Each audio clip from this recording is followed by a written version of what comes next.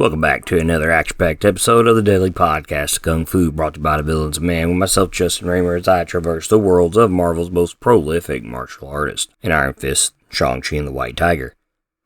If you want to keep up the podcast, you can do so over on Twitter, X, Instagram, Threads, and Blue Sky. And if you want to keep up with myself, Justin Raymer, and my upcoming comic, The California Cannibal, you can do so over on Twitter, X, Instagram, and Blue Sky. Now, that comic is a reason why this is late. This episode, I got busy with doing some editing after some lettering, talking to some cover artists, and now at this point, because this is out later, because I accidentally deleted this episode, so it might not have the pizzazz and the excitement that it originally had.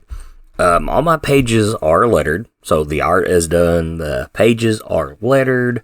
I'm waiting on the cover artist to finish everything up, get a couple other things done for the book, like, the page with, like, all our creator information and all that other stuff, and the book will be complete, and I'm going to plan on releasing it on my birthday in April.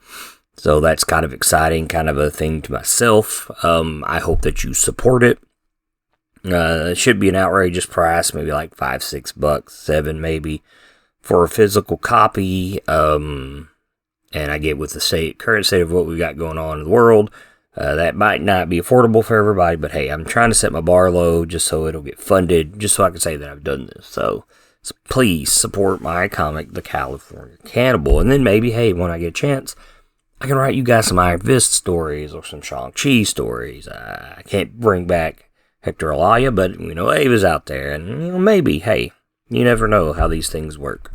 I get, like, Afterlight comics, man, and I just saw a thing, actually, today about where the owner and creator of a lot of those stories had made, like, $500,000 in the last couple of years. I mean, isn't that everybody's dream, right? You can live off that and still create comics and still make comics. And hopefully, if you've got that much, you're grossing that. So, every 5 years, which would be great. That would be the dream. But we'll see where things take us. But please support California Cannibal #1 when it comes out. But today we're talking Master of Kung Fu #81. If you haven't listened to the last episode, please do so. I love that episode. It's so good. So good. But let's get started on this, because I'm very curious where all this is going to lead on to with the next episode, or issue, I should say. But Master of Kung Fu #81 was released on July 24th, 1979, along with 13 other titles from Marvel Comics. None of them have anything to do with the podcast or the characters. But I would like to talk about the 50th issue of Marvel Premiere, because, Iron Fist debuted in Marvel Premiere, which is the first appearance of Alice Cooper. I love Alice Cooper. I seen Alice Cooper years ago on Halloween with Rob Zombie. Only time I've ever dressed up for, I should say, it's the only time I've ever been to a concert for Halloween for one, so I guess it would be the only time. No, never mind. I did dress up as a cow for, like, Rockstar Mayhem Fest that first year, which would be 2008. So if you see any St. Louis footage and there's a dude dressed in a very warm cow costume in July, yeah, that's probably me. Because I don't remember seeing anybody else in a cow costume. But anyways, he helped write this. I always thought that was cool. I love this story. I love all this Alice Cooper stuff. That was in Marvel Premiere. And that's pretty cool. So, if anything, yeah, just go read Marvel Premiere #50. You'll probably have to get it on a download site, like one of these illegal sites that you're probably going to get a lot of for in general. So make sure you got your pop-up blockers and your virus software up to date. But yeah, you should read that. But the title of Master of Kung Fu #81 is titled Breathless. Your creative team is Doug Minch as your writer, Mike Zeck on pencils, Gene Day on inks, George Russo as your colorist, Jim Novak as your letterer, and Roger Sturm with Jim Salakroop. That's a new one. I don't think I've come across his name yet, as the editors. The cover is done by Mary Severin. She's new. I don't think we've seen her. And Gene Day. And it's got a very unique cover We have kaiju size. I wouldn't even say they're kaiju size. They might be like Galactus at like peak height size. Where Shang Chi is battling two members of the Cult of the Leopard over London Bridge and Big Ben in London. Very unique cover for Master of Kung Fu. I don't think I've, even just covers of books I've never done, I don't think I've ever seen anything like this. Very unique cover. I love my kaiju. I love Godzilla. I love King Kong, Gamera. I love all that stuff. And this is right up my alley. I love this. Very reminiscent of Shang Chi fighting the Madripoor dragon way back in the day. But let's go and move on to that story. Shang Chi, Blackjack, Tarr, and Clive Reston continue to be chased through London by MI6 with the dead body of Agent Leeks in the back seat.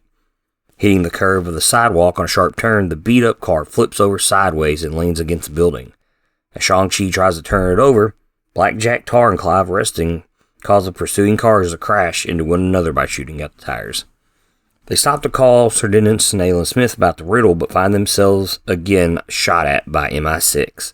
As a shootout between Tarr and the agents pins them down, Clive Reston learns the truth about Leeks' hidden message. While doing so, Shang-Chi manages to sneak around and take out the MI6 agents. At this time, Clive has already found out what they need to do. Fearing they may need help, Alan Smith orders Liko Wu to meet up with the others at the London Museum where Leeks' information is hidden. With no need for the body, the trio decides to drop it off at Whitechapel for MI6. To their surprise, the real Leeks arrives to learn what is going on, only to be located by more agents. As they open fire, Blackjack Tarr speeds off to Clive's flat to get his own personal car. When they do so, the dead Leeks' body flies out and smashes the MI6 car, causing it to crash. Leaving Leeks in his apartment, the trio heads to the London Museum and finds the hidden information of Leeks. No sooner as they do, the Cult of the Leopard attacks to steal it from them. Shang-Chi gives chase to the rooftop against two of the assassins, but finds himself as peril as MI6 is outside and open fires at the roof. To his surprise, help arrives in the form of Liko Wu in a helicopter. She throws a gas grenade down to knock out the MI6 agents as he retrieves information from the cult. Lowering him to the street with a ladder, he meets up with Tarr and Clive to see what they have risked their lives for. It is a piece of paper cut into a dragon that reads, "Fold again, little spirit," in Fa Lo Su's handwriting. Love this story. Full of action, full of great jokes. Cannot beat this book. Like, I loved issue 80. I love this issue more. I do want to talk about Agent Leeks. I love this character. He's a prankster. So he is walking up to MI6 as the guys leave the car to go pick the lock. So Blackjack Tarr is going to pick the lock. Clive's going to cover him. If they can't pick the lock, Shang-Chi's going to kick the door down. Sounds like he should just kick the door down, right? So while they're doing this, Agent Leeks shows up, finds the car. He doesn't see them. He just sees the car because he's like, oh, well, let's just go to Whitechapel. This isn't like Nayland to leave somebody standing. And you got to remember at this time, he does not know that Nayland and the crew are not part of MI6. Like, they're being hunted by MI6. And then he sees a car and he's like, oh my God, what is this? And then he sees the dead body of himself. And he's like, what in the world? So, he said, this auto must belong to, yes, of course. I wonder, should I? By Jove, I shall. So they pick the lock. Clive comes back to the car. Well, I see you were patient enough to wait for us, old boy. And he reaches for Leeks' dead body. The real Leeks pops up in the place of the dead body. Righto, chap, and poppycock and poodles make for Berkshire bakeries. And Clive jumps back. I came back to life! So come to find out, this is what happened. Leeks starts laughing. Heh, jolly good fun this is. I was never dead, dear boy. It's the other one who's dead. What? What other one? The one I stashed in the boot. I'll show you. And they go open the trunk. The lock's broken, you know. Barely stays shut. Had a devil of a time keeping it closed. And then we get some great sarcasm by Blackjack Tarr. You don't say. I'll have to get repaired first thing in the morning. And then at this time, MI6 shows up and opens fire. They shoot Leeks. They all get in the car because now they know what they need to do. They fly off, and the dead body flies out of the trunk of the car, smashes into the MI6 car's window, and causes them guys to crash. And I'm presuming kills them. It's freaking great. I love every bit of it.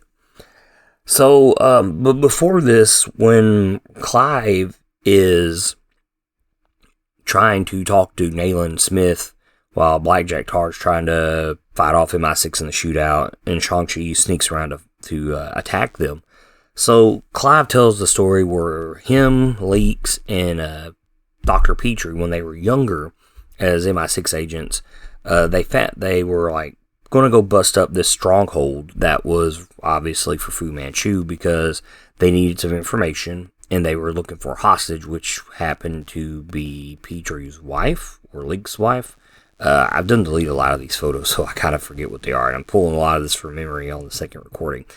But anyway, so while he's telling Clive this story, the left side of the page is like flashbacks, and the front side is the present matching up to the fight with MI6 as Blackjack Tarr's shooting out and Shang-Chi sneaking around the back. And like, they parallel it really good as Smith is telling Clive the story. And it's neat, and I would assume that Doug mentioned this on purpose, knowing how great he is as a writer, is like, he is framing that Shang-Chi, Blackjack Tarr, and Clive Reston are the new version of them, as he's framing them to their old, younger selves. I thought that was really cool, and I really like that. That's some really good storytelling. I thought that was really cool.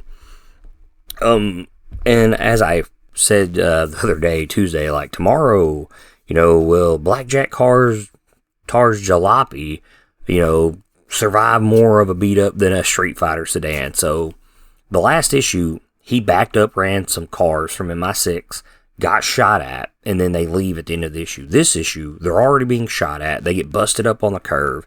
Shang-Chi kicks it off. They leave. They get shot up again. They're getting bounced around. They get shot up again. And this car survives so much in this book. And then at the end, when they find out that they've been fooled by Follow Suit, Blackjack Tarr gets mad. He punches the car and it falls apart. It's great. I love every bit of it. So, can Blackjack Tarr's car survive better than a Street Fighter sedan? I'd say so. It did pretty well. But yeah, between that and Leeks, man, it's pretty good comedy beats in this book. Like, this story is great. And I can't wait for the final issue to this. And I know this ties into, like, the Warriors of the Dawn saga that's after this. And, which I think is like a 6-part story. And, just by what I've gathered online, when I was, like, chopping up issues, like, these are 3 issues. This is a 6-issue story.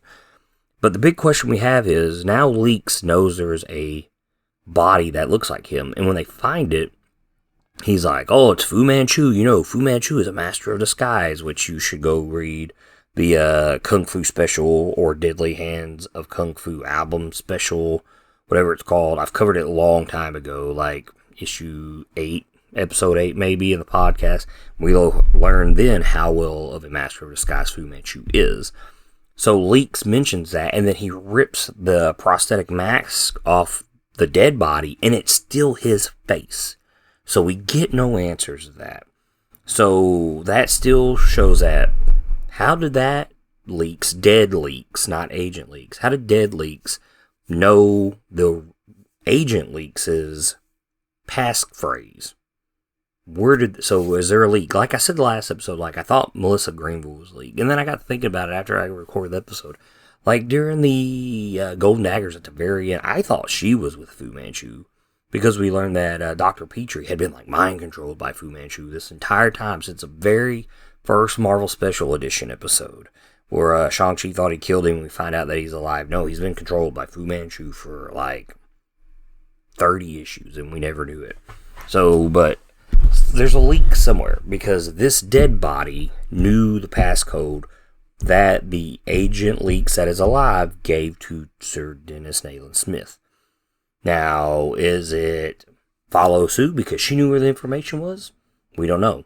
Master of Disguise, does he work for Fu Manchu? We don't know. Clearly, we would assume that he does not work for MI6 because they did shoot the real Agent Leeks. But we don't know. So there's still this mystery around this body. And why does it still look like Leeks when we take the mask off? It's like the Scooby-Doo thing.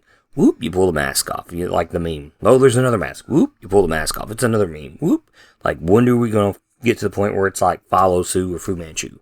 Or one of the mysterious faceless people for MI6 that we've always heard about and that we've kind of gotten away from a little here with this story. So we don't know. I'm very curious. Maybe they cloned him. I mean, we have seen Fu Manchu clone people before. That's part of the Golden Dagger story with Shaka Khan, or yeah, I think that's the guy's name.